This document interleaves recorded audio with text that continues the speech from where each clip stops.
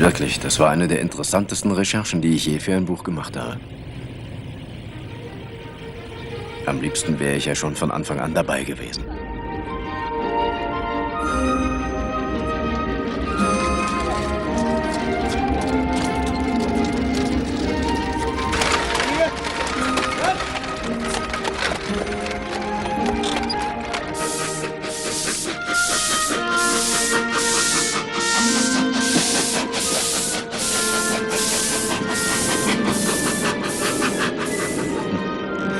Damals mein Verleger. Aber offenbar sind alle Verleger so. Sind Sie sicher, dass wir uns dann nicht zu viel vornehmen? 150 Jahre Geschichte der Eisenbahn auf deutschem Boden. Also ich weiß nicht. Gibt es darüber nicht wirklich genug?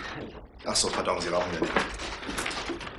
Über den Lokomotivbau, über die Bahnhofsarchitektur, über die Entwicklung der Technik bis hin zum Orient Express. Und jetzt nun noch ein Buch mit 300 Seiten. Also ich weiß wirklich nicht. Wo ist die Story? Aber darüber waren wir uns doch einig.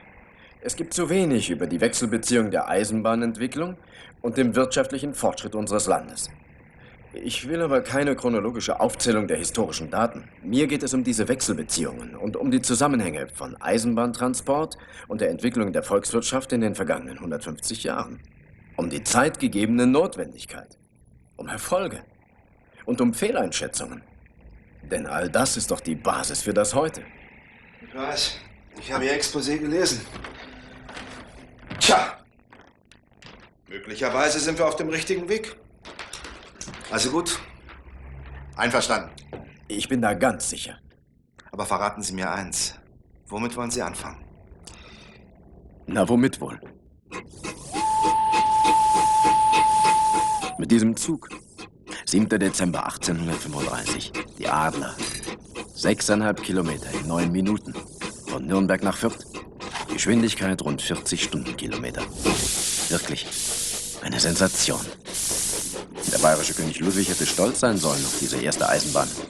Schließlich trug sie seinen Namen. War er aber nicht. Warum eigentlich nicht? Etwa weil die Adler aus England kamen, aus der Lokomotivfabrik von Stephenson? Oder etwa weil es eine Bürgereisenbahn war, an der die Krone nicht beteiligt war? Weil sie nicht wollte? Eins steht heute jedenfalls fest. Mit dieser ersten Eisenbahnfahrt begann die industrielle Revolution in Deutschland.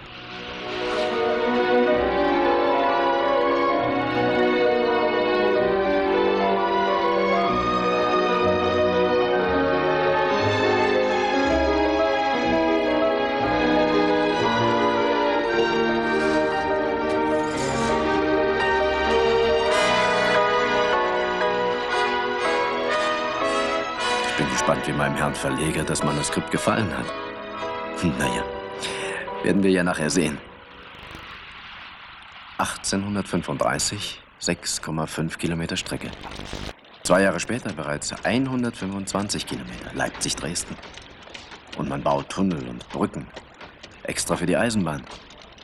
Es ist wie ein Fieber.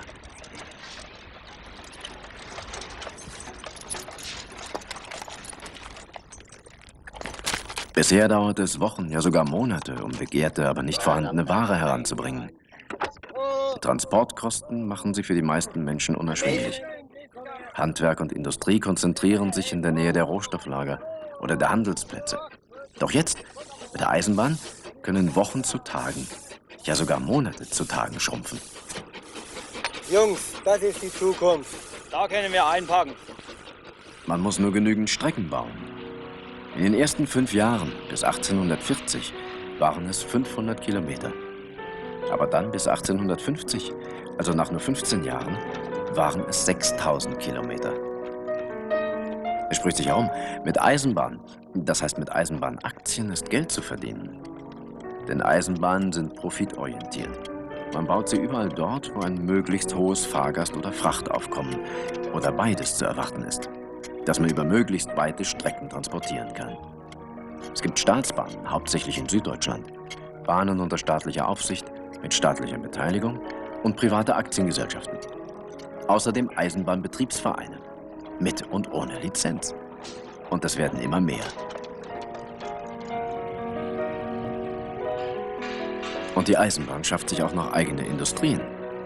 Und die wollen miteinander verbunden sein. Gleise, Lokomotiven, Waggons, Bahnhöfe. Wo die Eisenbahn hinfährt, mehren sich Wohlstand und Fortschritt. Ein Bahnanschluss ist für jedes Dorf, für jede Kleinstadt der Schlüssel zum Geld. Ist der Anschluss an die große, weite Welt. Eine allumfassende Streckenplanung wäre dabei ein sozialer Segen. Aber jeder dachte an sich selbst zuerst. Das bedeutete mitunter Streckenführungen, die uns heute unverständlich, ja geradezu widersinnig erscheinen. Zu dieser Zeit gab es 33 selbstständige Staatsgebilde auf deutschem Boden. Der Großherzog von Baden zum Beispiel ließ für 11 Kilometer Strecke lieber 39 Tunnel bauen, anstatt sie über nachbarstaatliches Gebiet zu führen. Wo wollen der Monsieur denn hin? Nach Wiesbaden. Unsere Bahn beginnt in Klingenberg, da drüben. Und wie weit ist das noch? 2 Kilometer. Mein Gott. Tja, jeder dachte eben an sich selbst zuerst. Trotzdem sind Ende 1870 fast 20.000 Streckenkilometer gebaut. Fast alle bedeutenden Städte sind miteinander verbunden. Und 1898 besitzt dann das Kaiserreich Deutschland ein Eisenbahnstreckennetz von rund 42.500 Kilometern. Es scheint komplett. Ich finde es faszinierend, was in diesen ersten 60 Jahren Eisenbahngeschichte alles geschehen ist.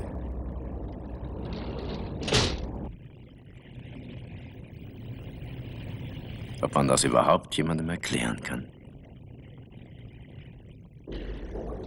Deutschland entwickelt sich auch sehr schnell zu einem Zentrum des europäischen Lokomotivbaus. 1848 gibt es auf deutschem Boden schon 21 Lokomotiv- und Waggonfabriken. Aber ist nicht auch das eher eine Folge der Kleinstaaterei? Mit der Streckenführung wächst das Bedürfnis und damit die Länge der Züge. Immer stärkere Lokomotiven werden verlangt und höhere Geschwindigkeiten.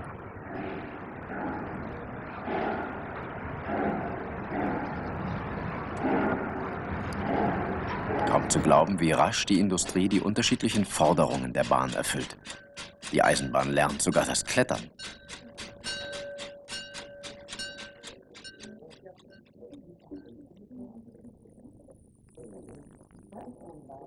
Schneller Transport. Auch damals schon ein Zauberwort. Aber das war nicht nur eine Dienstleistung. Ich kann mir lebhaft vorstellen, wie das damals so zugegangen ist.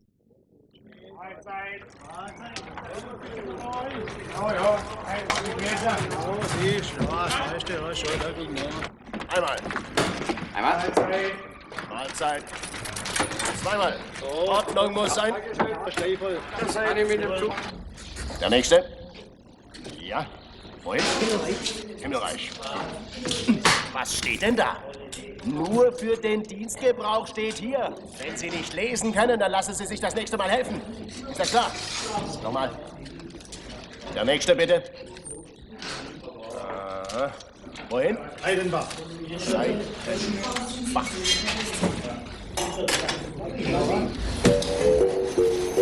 1895.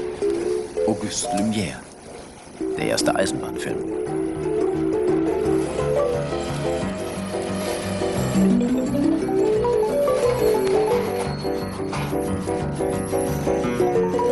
Um 1910 gibt es so etwas wie eine einheitliche staatliche Bahnverwaltung. Für jetzt schon 60.000 Kilometer Haupt-, Neben- und Kleinbahn. Und auch der Kaiser fährt Eisenbahn. Eins war längst klar. Die Transportbedürfnisse verlangten nach immer mehr Eisenbahn. Immer mehr Eisenbahn steigerte die Transportbedürfnisse. Das war nach meiner Meinung von Anfang an so. Und genau das soll mein Buch klar machen. Und 10 Jahre später 280.000 Güterwagen an die Alliierten.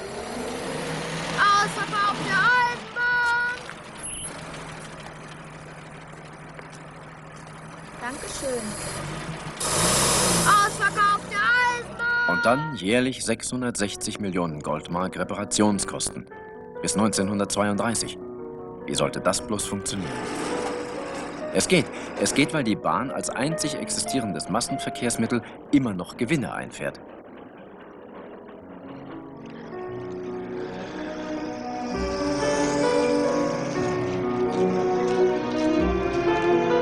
Verständlich, dass die Weimarer Verfassung die Übernahme der Bahnen in das Eigentum des Reiches verfügt.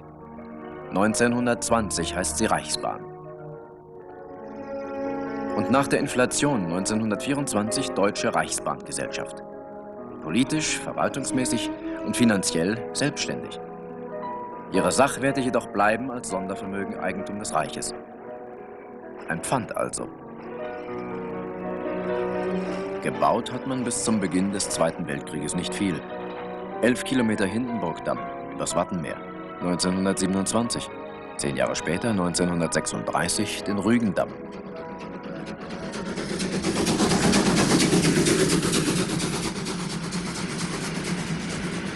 Im gleichen Jahr, 1936, am 11. Mai, fährt eine Dampflok der Baureihe 05 zwischen Wittenberg und Berlin 204 Stundenkilometer. Weltrekord. Der Höhepunkt im Dampflokomotivbau ist erreicht.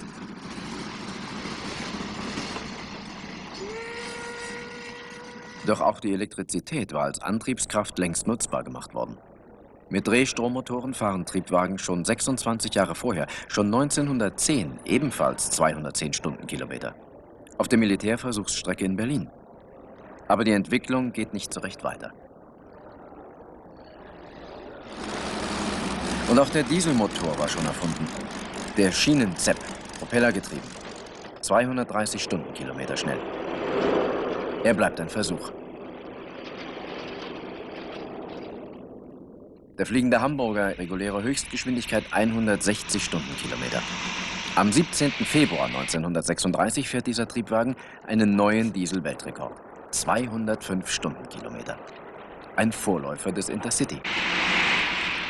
1937 ist es dann vorbei mit der so erfolgreichen Selbstständigkeit. Die Reichsbahn wird der Reichsführung wieder direkt unterstellt. Die Wirtschaft erlebt einen nie vermuteten Aufschwung. Auch im Lokomotivbau.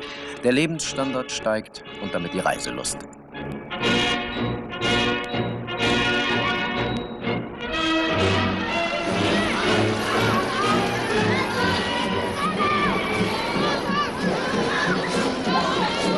Am Ende aber kam alles ganz anders.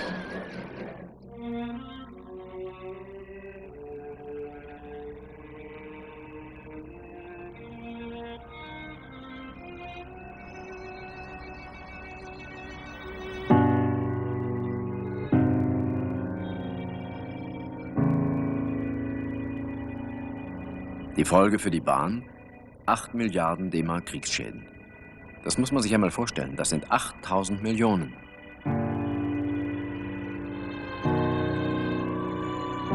...4.200 Kilometer Gleise zerstört. Zerstört 3.149 Eisenbahnbrücken und 75 Tunnel. Die Bahn, das einzig verfügbare Massenverkehrsmittel in Deutschland, es muss wieder funktionieren. Die große Chance, das 100 Jahre alte Streckennetz beim Wiederaufbau zu modernisieren? Man kann sie nicht nutzen. Die Not lässt keine Zeit dazu.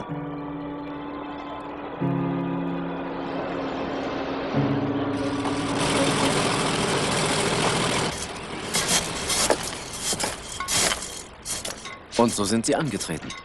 Viele tausend unbekannte Eisenbahner in geradezu selbstlosem Einsatz, um die Bahn wieder für alle nutzbar zu machen. Jeder von ihnen wusste, ohne die Eisenbahn gibt es keinen Wiederaufbau.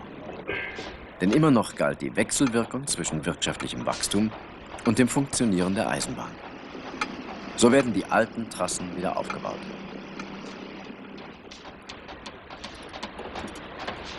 Die Beseitigung der schlimmsten Kriegsschäden und der pausenlose Einsatz dieses einzigen Transportmittels zur Versorgung der Bevölkerung und beim Wiedererstehen der Wirtschaft, das alles musste die Bahn aus eigener Kraft finanzieren.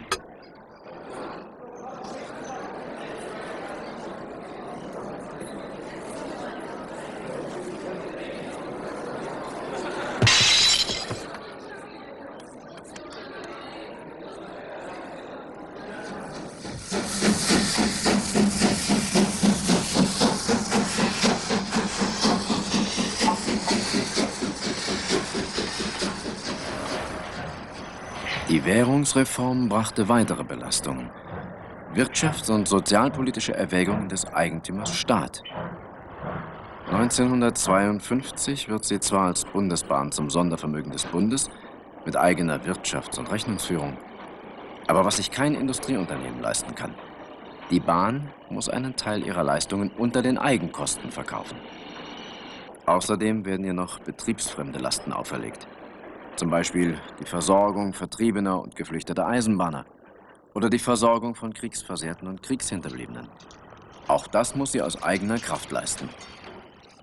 Erst ab 1958 wird sich der Eigentümer an diesen Kosten für gemeinwirtschaftliche Aufgaben beteiligen.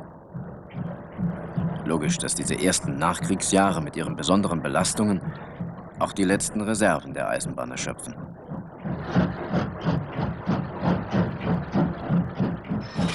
Unabhängig davon steht die Forderung, ständig Anlagen und Fahrzeuge zu erhalten und die jetzt großteils über 40 Jahre alte Technik zu erneuern. Schon damals hat die Bahn die Herausforderung angenommen. Sie baute auf und modernisierte.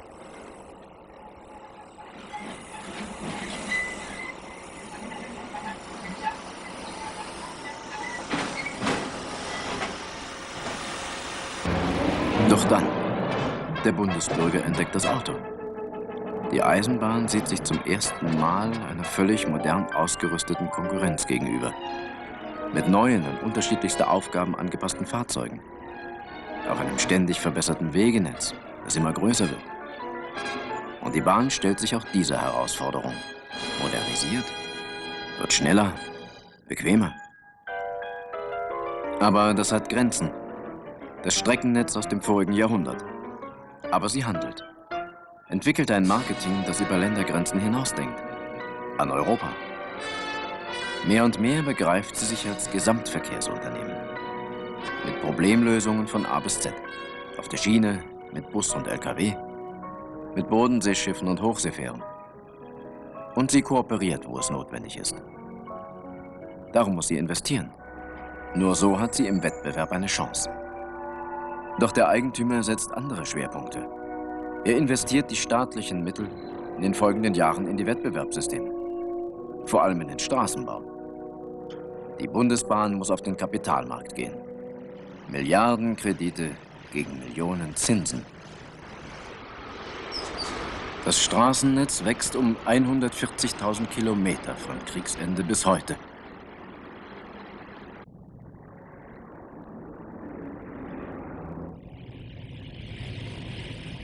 ...1500 Kilometer Wasserstraßen werden ausgebaut. Und Neubaustrecken der Bundesbahn in der gleichen Zeit. Als erstes Teilstück der Neubaustrecke Hannover-Würzburg ganze 12 Kilometer. 1981 sind sie befahrbar. Dazu 200 Kilometer S-Bahn-Strecken, verstreut in der Bundesrepublik. Das ist mir unverständlich. Insbesondere, wenn man an den Umweltschutz und den Energieverbrauch denkt.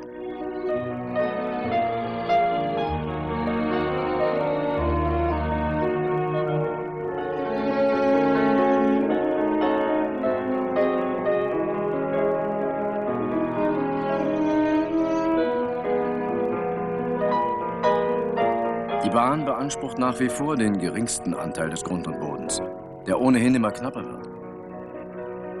Und was den Energieverbrauch betrifft, 1:3 beim Auto und 1:5 beim Flugzeug.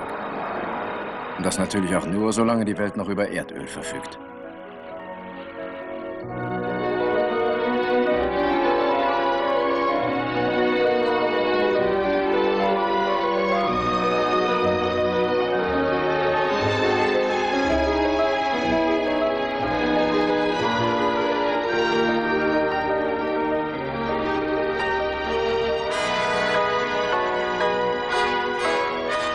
Modernisieren, rationalisieren, gesund schrumpfen. Also wirklich, die Bahn hat ihre volkswirtschaftliche Aufgabe ernst genommen. Sie hat große Teile des Streckennetzes elektrifiziert, um wirtschaftlicher zu fahren. Man war aber nur um wenig schneller, denn auch dieser Fortschritt passierte ja auf den Trassen des vorigen Jahrhunderts.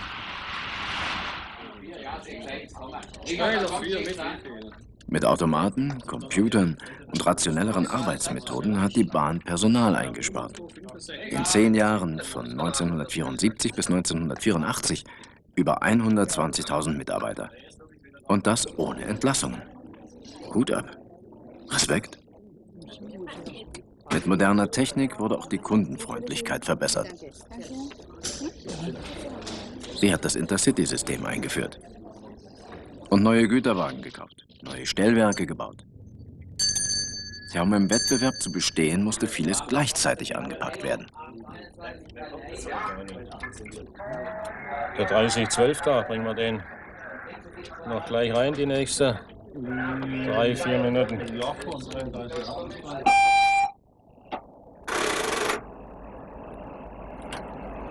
Ja, Lokführer 3012. Ja, ist in Ordnung, habe verstanden. Heute abweichen Stuttgart Hauptbahnhof Gleis 7. Danke. Moment, ich halte noch da. Ja, das vielleicht besser, jetzt kriegen wir einen ganzen Zug. Er glaubt das nicht, er meint damit, machen Witzler. Stuttgart Hauptbahnhof hier, Stuttgart Hauptbahnhof.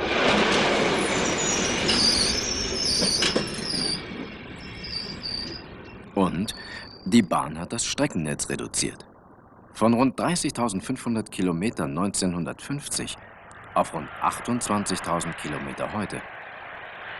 85% der Leistungen der Bundesbahn beanspruchen aber nur 40% dieses Streckennetzes. Müsste man also die restlichen, weniger ausgelasteten 60% nicht auch noch stilllegen? Mein Gott, das will ich mir gar nicht vorstellen. Noch voller, noch mehr Unfälle. Wir haben doch dadurch jetzt schon an die 40 Milliarden Mark Schaden, jährlich. Nein, volkswirtschaftlich unvorstellbar. Im Gegenteil, sinnvoll investieren, heißt die Devise. Und die Bahn hat riesige Summen investiert. Maschen zum Beispiel, einer der modernsten Rangierbahnhöfe Europas.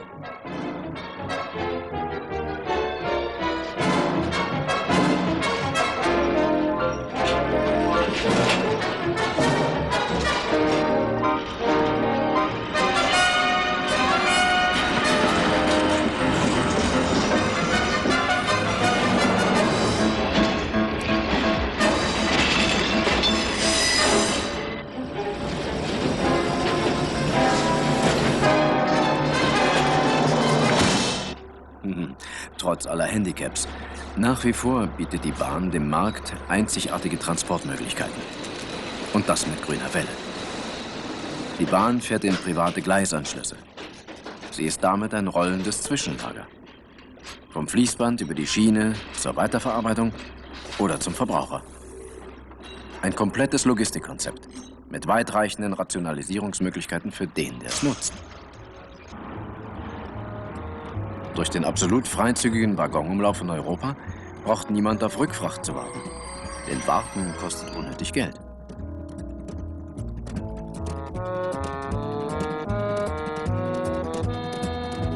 Und an der Grenze nur eine neue Lok.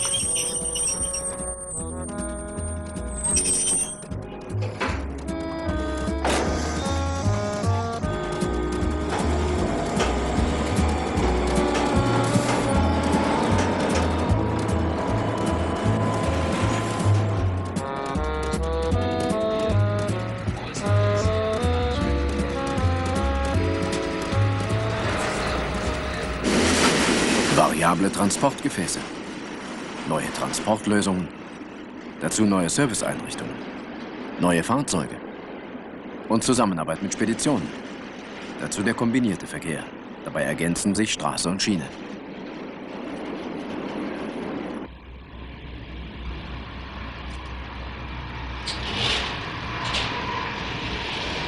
Und dann Intercargo. Die schnellste und die dispositionssicherste Form der Güterbeförderung zwischen 11 Wirtschaftszentren der Bundesrepublik. Was zu festgelegten Zeiten, meist zwischen 16 und 18 Uhr, aufgegeben wird, steht für den Empfänger am nächsten Tag ab 8 Uhr bereit. Einfach toll, wie die Bahn sich auf die veränderten Transportbedürfnisse von Handel und Industrie eingestellt hat. Der alte hoheitsrechtliche Zopf ist schon lange abgeschnitten.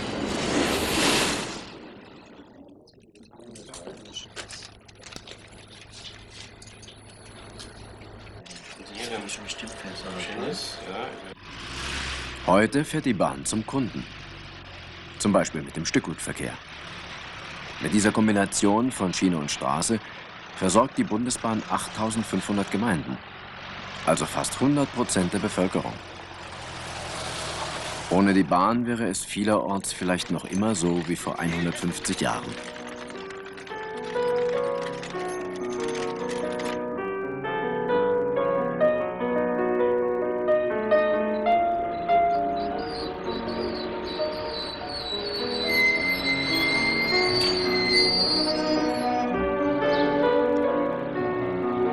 Alle 2,5 Minuten ein Zug. Überall hin. Und das am liebsten rund um die Uhr. Das wäre ideal.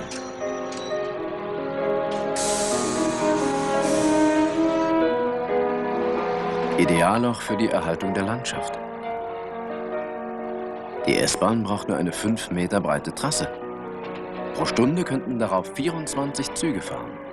Jeder besetzt mit 1.350 Personen, sowie in Spitzenzeiten. Das macht pro Stunde 32.400 Fahrgäste.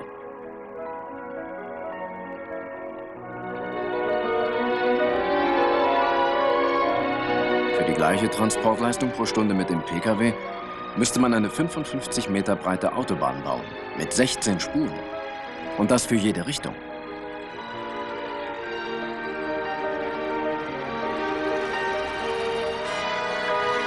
So genutzt wären die rund 4.000 S-Bahn-Züge täglich tatsächlich ideal.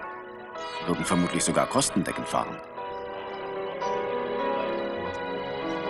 Leider nur eine schöne Illusion. Zusätzlich zu den S-Bahnen fahren täglich über 12.000 Nahverkehrszüge. Aber abgesehen von den wenigen Stunden mit Berufsverkehr werden beide eben einfach zu wenig benutzt.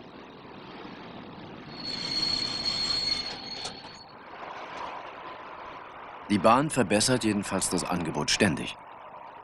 Nahverkehr nach dem Fischgrätenkonzept. Die Schiene ist dabei das Rückgrat. Mit dem kostengünstigeren Bus fährt die Bahn zum Kunden in der Fläche. Vielleicht ist das erfolgreich. Und auch finanzierbar. Natürlich müssten Bahn und Bus viel öfter fahren. Aber das hängt davon ab, ob sich auch ausreichend viele Menschen für Busse und Bahnen entscheiden. Das ist schließlich nur eine Rechenaufgabe. Denn auch bei der Bahn müssen sich Kosten und Einnahmen zumindest ausgleichen. Genau das ist aber der Punkt. Um das zu erkennen, muss man klarstellen, aus welchen unterschiedlichen Aufgaben und Verpflichtungen die Kosten entstehen. Da sind einmal die staatlichen Aufgaben. Streckenbau und so. Die Straßen baut der Staat. Und auch die Kanäle. Die Bundesbahn muss ihre Fahrwege selbst bauen und unterhalten. Und beides finanzieren.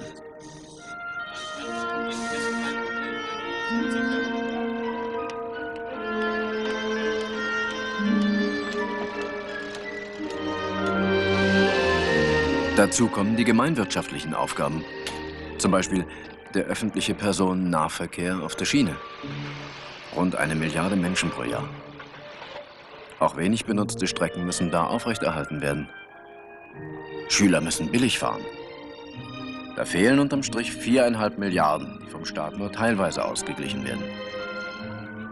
Das alles sind Kosten für Leistungen, die wir ganz selbstverständlich von der Bahn erwarten, die aber kein Unternehmen ohne Bezahlung anbieten kann.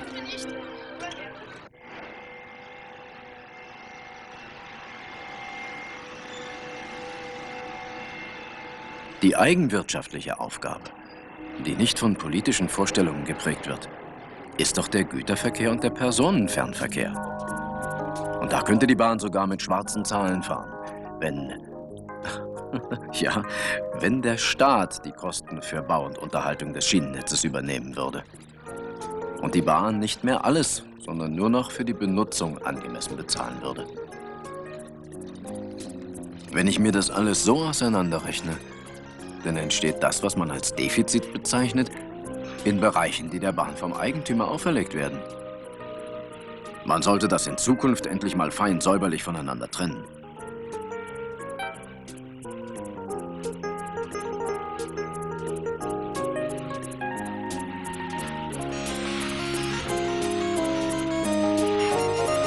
Zukunft für die Bahn bedeutet aber auch Ausbaustrecken und Neubaustrecken.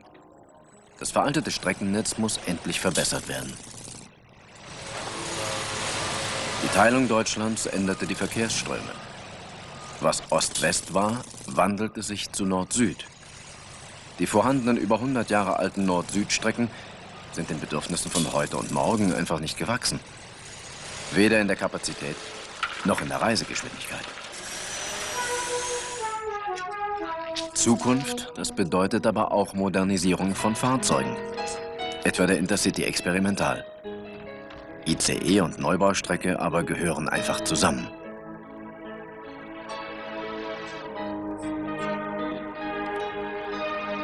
Die Bundesbahn macht schon gewaltige Anstrengungen. Nicht nur finanziell, sondern auch für den Service und Komfort im Reiseverkehr. Und auch die Güterwagen werden den Anforderungen immer besser angepasst.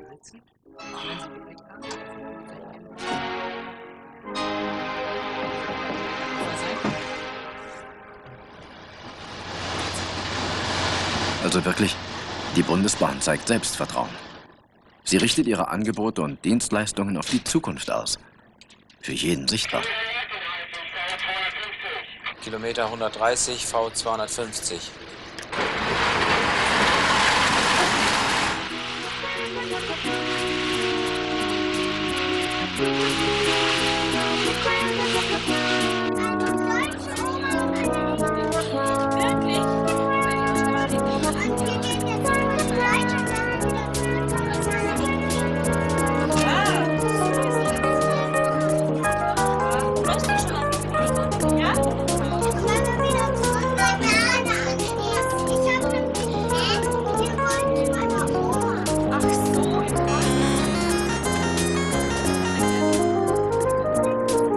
Und wenn dann noch einige Strukturprobleme gelöst würden, etwa die Übernahme der Schulden durch den Eigentümerstaat.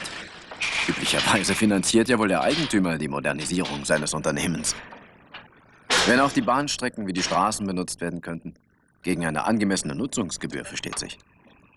Und wenn jede politisch gewollte Leistung vom Besteller auch bezahlt würde, wie etwa der öffentliche Personennahverkehr, wenn das alles gelöst würde, tja, das wär's.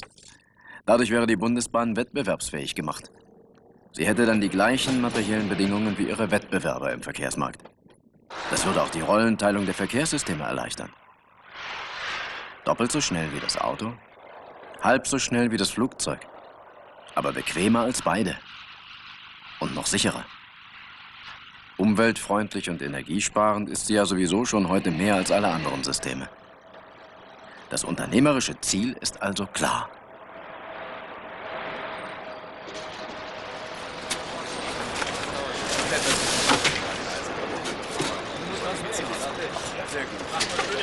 Schön. Was mich sehr interessiert, wie hat Ihnen eigentlich mein Manuskript gefallen? Also wirklich, mein Lieber, eine gute Arbeit. Ich verstehe jetzt vieles besser, das muss ich schon sagen.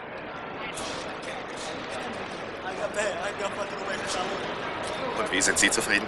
Als Autor ja, aber als Eisenbahner noch lange nicht. Zu viele wichtige Fragen sind noch offen. Obwohl es doch weiß Gott eine ganze Reihe guter Vorschläge gibt. Sehen Sie, in allen Bereichen der Bahn werden doch heute vom Management zukunftsträchtige Ideen umgesetzt. Überall begegnet man den energischen Bemühungen der Eisenbahner, im Wettbewerb zu bestehen. Und das hat auch Erfolg. Im Nahverkehr, im Güterverkehr, im Fernverkehr. Das erleben wir doch täglich. Jeder will die Bahn. Und trotzdem. Eben. Ich hab da noch was. Tun wir alle eigentlich genug, wenn wir alle die Bahn wollen, als sinnvolle Alternative? Denn wir alle sind doch der Staat. Wir alle sind also auch Eigentümer. Was sollten wir denn nach Ihrer Meinung tun? Ja, das Angebot mehr nutzen. Mehr Fahrkarten kaufen zum Beispiel. Das ist sicher richtig, aber eben nur die eine Seite.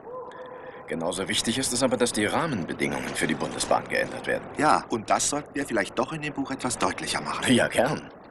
Für mich als Kunde jedenfalls hat die Bahn Zukunft. Denn das steht doch fest. Es gibt bis heute kein Verkehrsmittel, das so umweltfreundlich ist und damit so gut geeignet für eine menschlichere Zukunft. Auch wenn sie schon 150 Jahre alt ist. Daran wird sich wohl auch kaum was ändern. Nein, das glaube ich auch nicht.